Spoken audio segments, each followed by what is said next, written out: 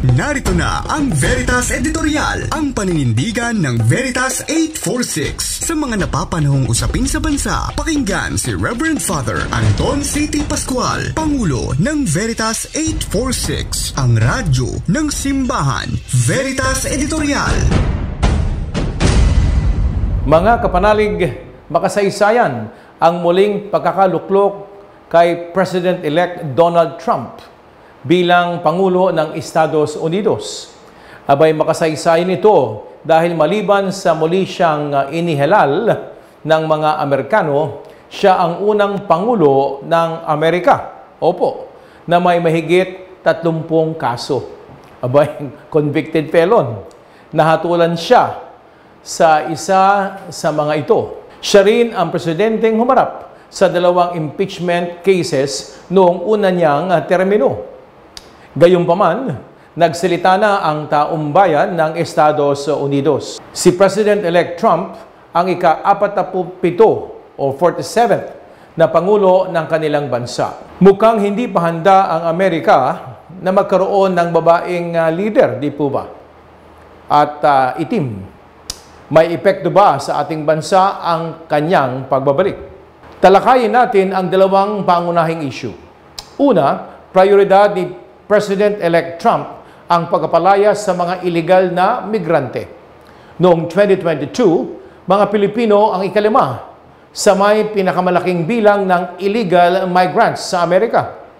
Halos 350,000 na mga Pilipino daw ang illegal na pumasok doon. Ipinangako ni President-elect Trump noong kampanya niya kung muli siyang mahahalal, ipapatupad niya ang pinakamalaking deportation operation sa kasaysayan ng kanilang bansa. Abay sa katunayan, sa ilalim ng unang termino ni President-elect Trump, naghanda ang Pilipinas sa deportation ng halos 10,000 Pilipino. Dala ito ng pagkakansela noon ng Administrasyong Trump sa programang pinahihintulutang manatili sa kanyang bansa ang mga batang migranteng walang dokumento. Ayon sa mga eksperto, maaari ding mahigpit ang gobyerno doon kahit sa mga legal na migranteng gustong magtrabaho roon. Labis itong makakapekto sa mga OFW natin doon. Baka may kamag-anak kayo roon na malalagay sa alanganin. Itinuturing na kaalyado ng Pilipinas ang Amerika sa usapin ng seguridad at sa pagigiit sa ating soberenya sa West Philippine Sea. Mahigpit 7 dekada na ang Mutual Defense Treaty ng 2 bansa na kung saan nakasaad na magtutulungan ang mga ito sakaling may armadong pag-atake. Nariyan po ang Enhanced Defense Cooperation Agreement at mga joint patrol ng mga sundalo ng 2 bansa sa ating mga karagatan. Sapat na kaya yan, kapanalig? Paliwanag ng mga eksperto, asahang bahagyang magbabago ang mga ito sa ilalim ng ikalawang termino ni President-elect Trump. Posible raw na mabawasan ang suporta ng Amerika sa bansa dahil maaaring higit na tutukan nito ang giyera sa Ukraine at sa Gaza.